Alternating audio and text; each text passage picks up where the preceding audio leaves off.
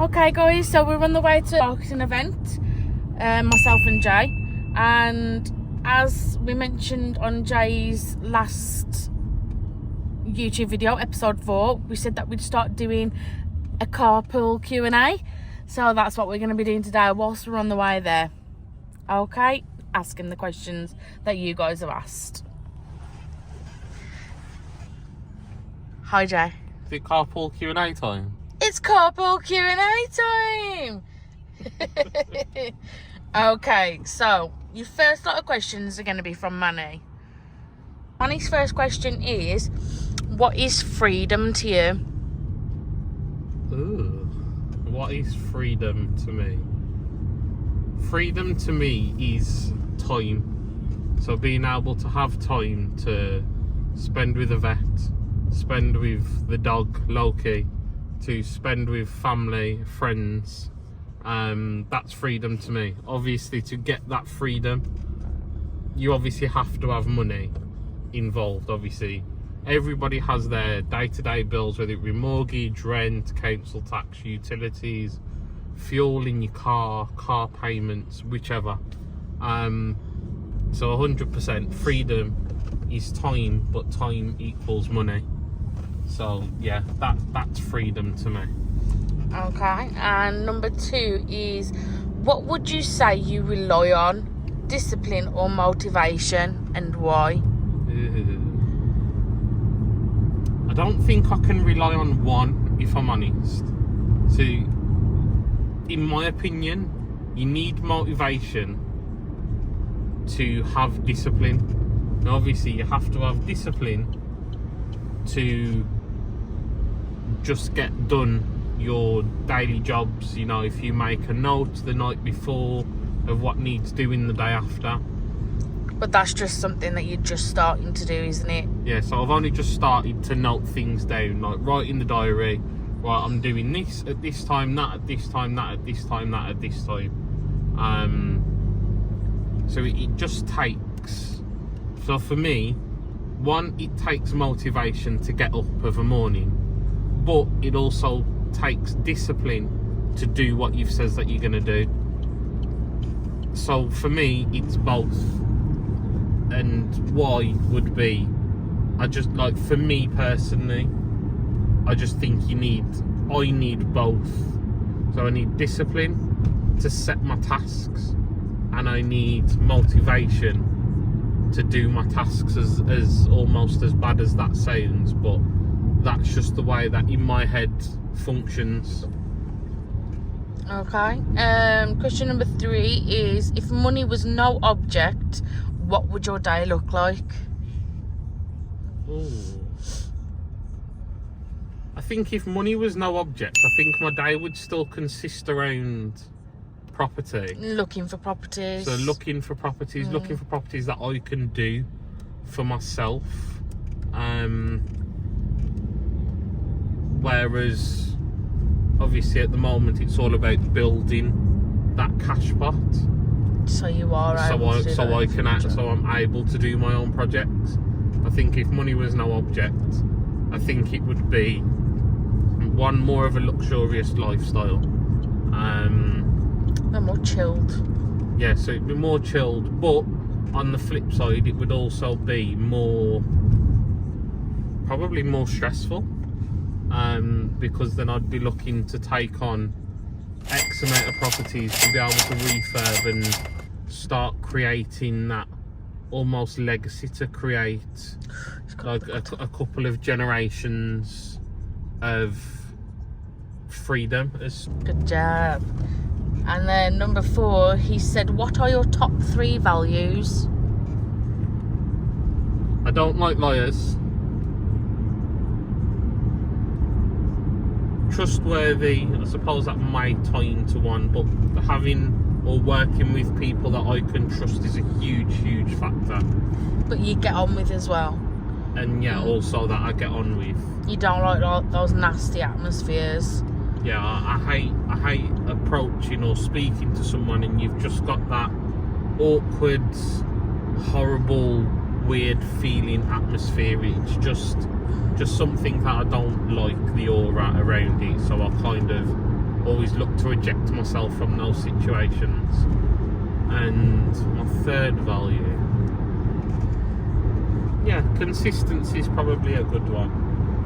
So yeah, like, because if you hadn't had your consistency, you wouldn't have like obviously got that property that you did last week. so it's And you just more, wouldn't be where it's you are more now. around trust, not lying or being honest. So honesty, so trustworthiness, honesty, and I forgot what the last one was that I said. Consistency. Consistency. So someone that just has something about them naturally. So yeah, those are the three values. And having the right people around you as well. Like people that build you up rather than pull you down all the time. Yeah, I suppose that can fall into the Trustworthy and honesty and stuff. Yeah. pile, shall we say. Okay, so that was it for Manny's questions. Now we're going to go on to Paul's questions for you. Okay, so his first question is, what makes you different to other sources? Ooh. That's putting me on the spot, isn't it? Well, that's a really tough one, that is, to be honest. So I think the only things that I could think of that may separate me from other sources is just wanting to build relationships. Even though I know the whole sourcing properties is about building relationships, but I just think, yeah, having the trustworthiness, the honesty, the transparency, just living by my values, really. Yeah, so trustworthiness, consistency, and I keep forgetting the last one. Honesty is probably what I would say differs me from other sources, but that's not me saying that other sources out there are not trustworthy, not honest, and not consistent. Okay. And number 2, who are your deal sourcing inspirations? Ooh. That's hard because you're still pretty new to it and you're still just learning people. Yeah, I think still being pretty new to it would be Steve. Steve has to be one. Yeah. Loads. TT, he helps an absolute heap load. But the ones that always get mentioned are like So the other ones that are out there, so you've got like Lulu, Gersh. Those are probably the ones that I could think of, really. Okay. Tell us an interesting fact about you. What you probably haven't said on your YouTube or anything yet. An interesting fact about me. He's quite tough. I'm a geek to a degree.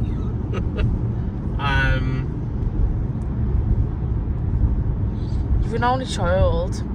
Yeah. So you didn't really have anybody, and you're like a lot of years older than your cousins, on your mum's side anyway. So you didn't really have many. Yeah. So I did grow up kind of being alone. Alone probably. You guys might not know this, but I consider myself a bit of a loner. Sounds and is a bad explanation of it, but. Your auntie and uncle were more like your siblings. My auntie and my uncle were more like my brother and sister because of the age. Because of the age difference and stuff like that. So yeah, that's probably as interesting as it gets with me. So his last question was, what are your targets for May? So my targets for May was to get at least one deal before the end of May.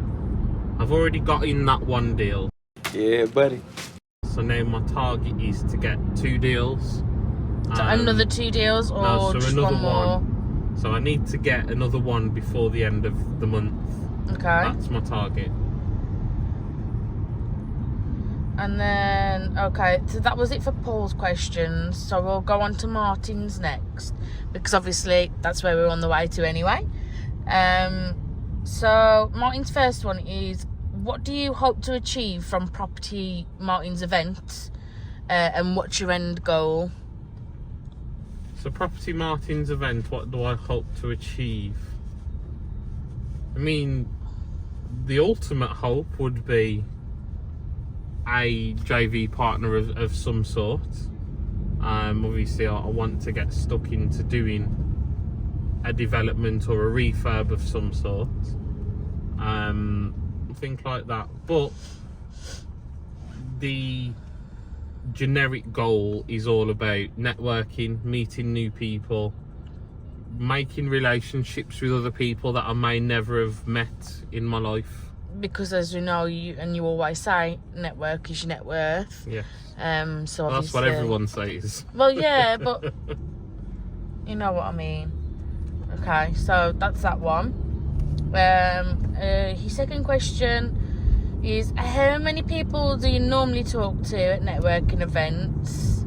And do you think you could up your game and speak to more people?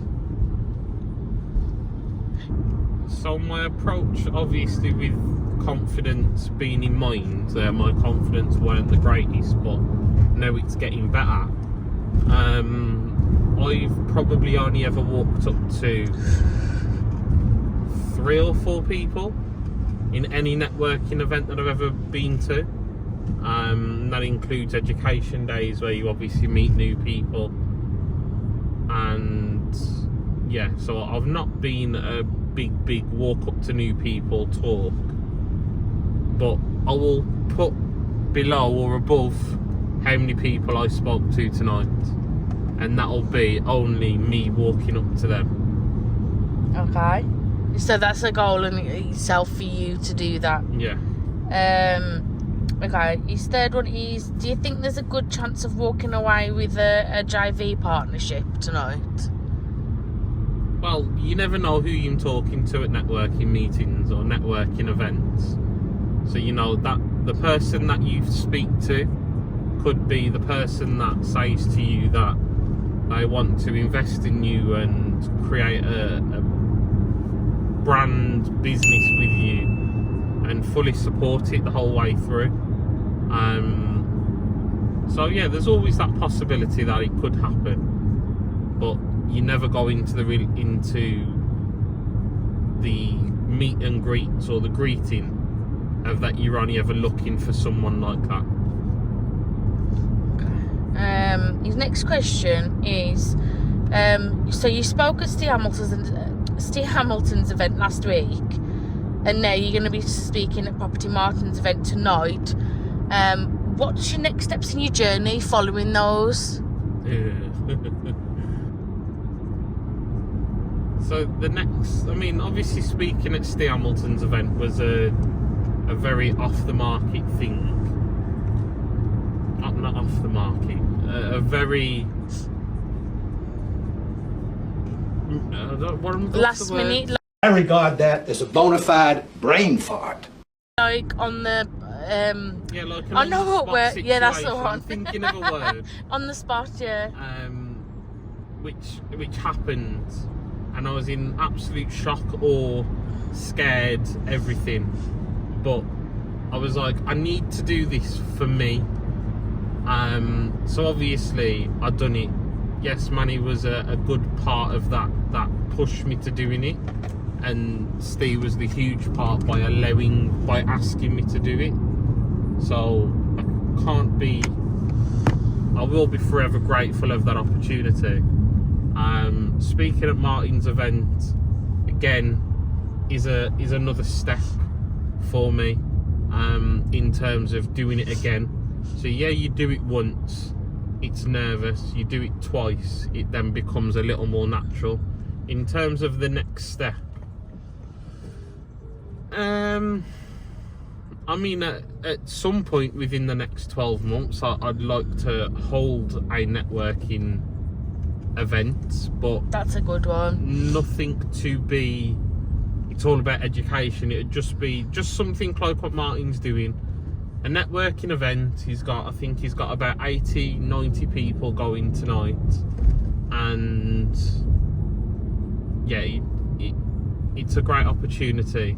And just to be able to do something similar where you've then got little things where you can have a little Q&As with like solicitors, build teams, brokers, all of that kind of thing, just to hold something like that, but then me organising it all. That'd probably be my next step within the next 12 months, so don't expect it within the next month or something. Okay, and then his next one is, are you enjoying your YouTube channel? And I remember him asking this question yesterday because he'd said, like, to a point, like, he'd said he'd asked you before, are you enjoying it? Like, do you need to do it? But obviously, seeing how much you've come forward in your confidence and everything, he's just asked, are you actually enjoying it? So just to give a bit of context on that, me and Martin had a call about 3 weeks ago. It was not long after I'd done my second episode, and it was just a little bit about how I can change my mindset, little things I can do like that. Yeah, and one of his questions was, does YouTube make you money? And obviously I've only been doing it a couple of weeks, so it's no. And he says, well, that's something you need to think of, because you need to utilise your time to make money. Which, yes, I agree with. But, however, when we spoke last night and he was giving me these questions, he actually said that YouTube has really improved the way you are as a person. Mindset, confidence, all of that stuff. So, you know, I'm glad that you've carried on doing the YouTube, because it has massively boosted you in terms of the person that you are. It got you the opportunity to speak at Steve's. It's got you the opportunity to obviously now speak here because you spoke at Steve's. And it's building your confidence, and you're getting interaction with other people, because now you're getting loads of new followers on your Instagram and stuff like that. So I'd say, in terms of the question of am I enjoying YouTube, yes, 1,000,000%. And another thing is, because it keeps you focused. 100%, yes, YouTube's fantastic. Absolutely loving the journey. And yeah, episode 5, you would have probably watched episode 5 before this releases, so check it out. And then the last question from Martin was, I need to word this correctly, but is this the one where it says, so what's your next steps to grow as a person, like as yourself, to help obviously grow on your journey and to improve your journey so you get to that end goal, like, of what you want? Birmingham Road's terrible. say that one again, sorry. So I'll just say in simple terms, obviously, but what's your next steps? What's your aims to, like, help you grow as a person and to get you on your journey further? So networking more, 1,000,000%. Yeah. Just talking to more people, interacting with more of you guys, and this will all be as my confidence grows, then me being able to approach people better and in different ways will just come naturally, I think. So that is probably the way to level up, as we say. Yeah, build a bigger network with yourself, because obviously people will get to know the real you. That's obviously with the YouTube and stuff as well. That everything that you're doing now is building layers and a foundation for where you want to be. Yeah, definitely. Was that all of the questions for this episode? That's all of the questions for this episode. There are a few questions from other people, but obviously that'll have to be on the next episode because we are about to turn up to the event in Birmingham today. So see you later, guys. Ta-ra a bit. Not ta-ra a bit. Ta-ra a bit.